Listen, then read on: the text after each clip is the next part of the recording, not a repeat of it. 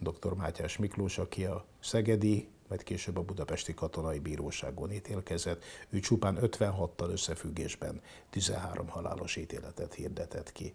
És engedje meg, uram, bemondta, hogy főügyész. Most nem tudom, Szénási vagy Koron volt. Azt mondom, kérem, megengedő, megkérdezzek valamit.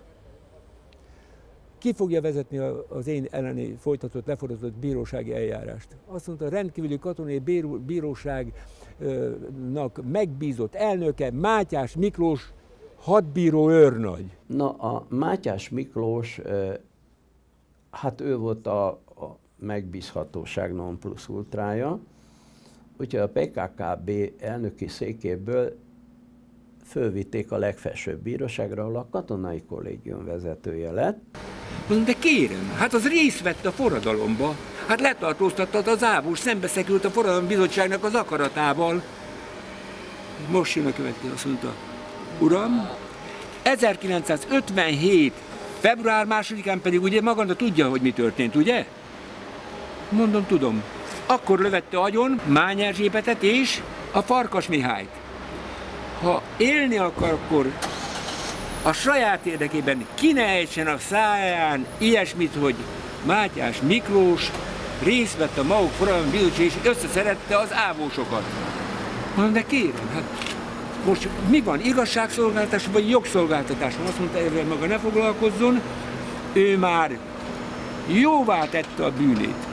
És utána legközelebb a pulpituson találkozott vele, és akkor már nem hozta szóba, ön nem hozta szóba. Én? Hát persze, tudtam, hogy én szóba hozom abban a pillanatban. Felismerték egymást? Vagy? Hát hogyne? Hát hadd mondjak valamit, hát előtte, hadd mondjak, legalább 15-ször találkoztunk, személyesen beszéltünk.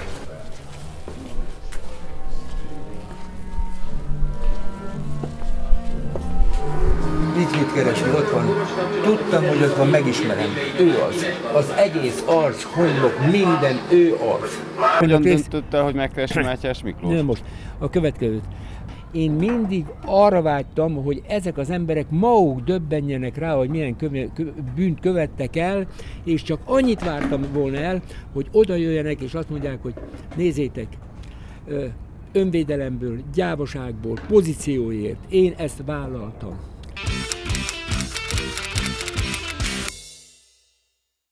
Na, van 15 Mátyás Miklós. Na, akkor csak meg lesz.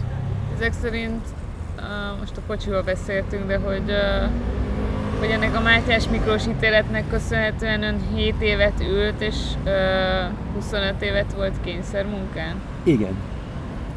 És ezért meg tud bocsátani? Én a következőt szeretném mondani. Én egyszerűen ezzel a dologgal, hogy megbocsátás, ez a fogalom, ez más fogalom, mint a felejtés. Hogyha valaki olyan helyzetbe jut, hogy egy hajszálon lóg az élete, az egy rettenetes dolog, de még borzasztóbb az, hogyha egy életen keresztül egy élni akaró, jót akaró, alkotni akaró, tanulni vágyó embertől elvesznek minden lehetőséget.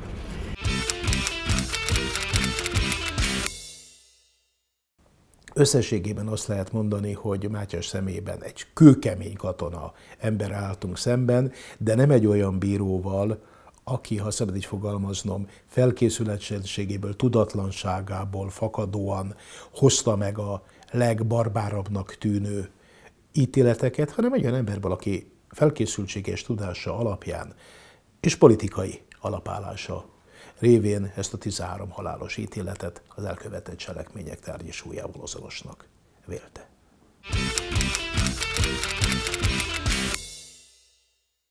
Egyik rabtársam, aki azóta meghalt, azt mondta, hogy ő látta, mert ő is kereste ebbe az ügybe a saját bírósági tárgyalásunkon, ő egy vádlott volt. Igen, és igyekezett megkeresni őt, és éppen locsoltak a Balatoni kertjében, de ennek már körülbelül 6 vagy 8 esztendeje, és hogy akkor még a lábon állt, locsolt, és ő a kerítésen keresztül próbált vele beszélni, útbaigazítást akart kérni, és mondott is valamit neki, és mikor elmondta, hogy mi közeli ismerősök vagyunk, hiszen ön volt a pulpituson az egyik oldalon, én pedig a vádlottak partján, akkor fogta magát, és azt mondta, hogy semmi közön magához, és menjen innen.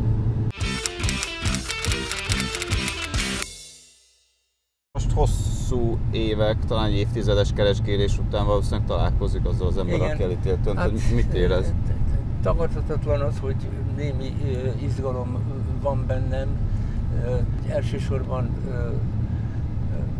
azok az érzések lepnek meg, amikor ugye kimondta fölöttem az első fogon az életfogytiglant és a szinte szemtelen magatartás azt fogja meg a lelkemet másodszor, hogy vajon, mint egykori áldozatával szóba fog állni velem, és vajon megtaláljuk azt a közös hangot, amelyek a történelemnek a hangja, hiszen ezek az események ma már a magyar társadalom nagy többsége részére történelem.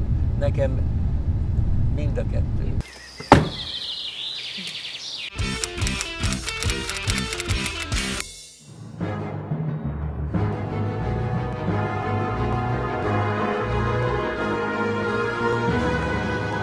Kezét csókolom. Jó napot kívánok! Mátyás Miklósné. Engedje meg, hogy bemutatkozzon. Fekete Pál vagyok. A Mátyás Miklós úr nekem nagyon régi ismerősöm. Hosszú idő óta keresem, és most sikerült idáig ellecémítni. Tudom, hogy nem a legjobb egészség. Nem tud vele beszélni. Megmondom őszintén, hogy nem ellenséges szándékkal jöttem. 10 éve keresem őt, a József Nádor utca házában is kerestem, de akkor is itt voltam, másik is kerestem. Mielőtt meghalnék, magyar ember vagyok őszintén. Szeretnék találkozni vele, mert engemet ő annak idején életfogytigra ítélt. Nincs harag, meg nincs gyűlölet a szívemben. Esküszöm, istenfélő ember vagyok, mielőtt meghalok, meg mielőtt ő meghalna. Ő meghalna. Egy pár szó erejéig, kérem, ne utasítson el. Nem tud vele beszélni. A következőt.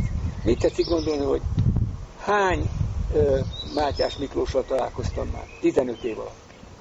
És egy se ő volt. És voltak, akik tisztességesen szóltak hozzám, a másik meg durván, mocskolódva, takarodjak, és mit gondolok én. Pedig csak azt mondtam, hogy én Mátyás Miklós úrral szeretnék beszélni, régi ismerőse vagyok. Írtam önöknek 2 levelet, hogy ezt tudja. Biztos nem kap. Megkaptam, azt hiszem. Kaptam levelet, valószínűleg ön lehet. Nagyon szép levél volt. Azt írtam, lehet, hogy önnek köszönhetem az életemet, mert ön halál is ítélhetett volna, ha végrehajtja azokat az utasításokat, amit ő neki adtak.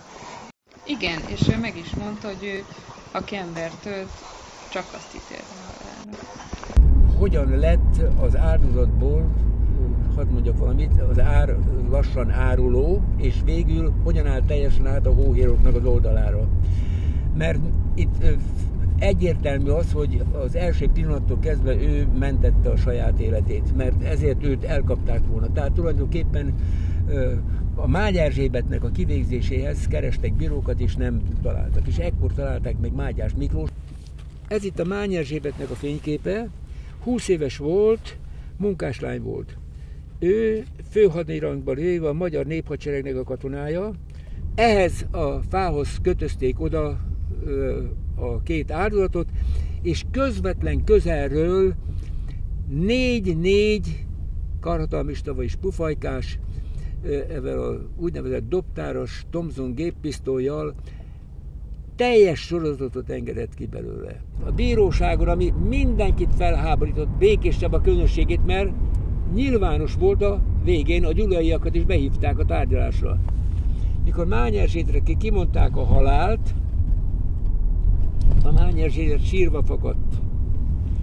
És erre Mátyás Miklós azt mondta, hogy mi az, kislány? Sírunk? A nagy hős? Hát nem tartott sokáig. Hogy hivatalosan őt soha be nem hívták a rendszerváltozás után, hogy számon kérték. Megmaradt a rangja, megmaradt minden. Megmaradt a nyugdíja. Törvény szerint járt el. 100-szor leírhattam volna Mátyás Miklósról, hogy mit csinált, tudjuk, megmondom önnek, részt vett a forradalomban, őt is elítélték volna, ehhez mit szól hozzá. Elítélték volna, az ávosokat ő szedett össze, ezt én mondom önnek. Ezzel, és megmondom, mivel úszta meg, avval, hogy a nyakába varták, mert egyik sem merte, ő is a hurok a nyakán volt, és mit csinált? Vállalta, utána pedig már nem tudott visszalépni. Ő lelkiismeretes volt, azt mondom. Hiába kérdezi. Rabowski László 10 évet kapott. Meghalt. Tóth alezredes 15 évet kapott. Meghalt. Ilyen szépen meghalt, Húsvai rendőr alezredes, tetszik látni, ezek mind fasiszták voltak, dehogy, mind becsületes magyar emberek voltak. Meghalt a Csimma százados, meghalt a Köles, meghalt a Nyilas, aki milyen volt? Ilyen tetszik, hadbíró volt, Kecskemét, az is meghalt. Ők is keresték, ez mit tetszik hozzászólni. És most hol vannak? A föld alatt. Egytől egyig. És állandóan adja tőle most is, hogy hát nem akarok tőle semmit sem. Mondok önnek valamit, a Mátyás Miklós érem az ujját sem emelte fel. Ki mondta, az ítéletes slusz készen van. Most engem még nem cicáltak meg őt sem a 20 év alatt. És akkor most az utolsó évben, a 21. században. Nem kér bocsánatot. Ő a törvény szerint jár el, az volt a dolga. Ad egy kezet nekem, kedves. Akkor mondja meg az őrnagy úrnak, mert nekem őrnagy úr marad, hogy én nem haraggal, emberi tiszteletadással gondolok rá. Milyen volt a találkozás? Hadd mondjam, hogy kényelmetlen volt számára, éppen azért, mert tudta, hogy bűnös a férje. Másodszor, a magabiztosság. A magabiztosság, hogy ezt nincs olyan rendszer, aki most erre kimerné mondani, hogy ez népellenes bűncselekmény.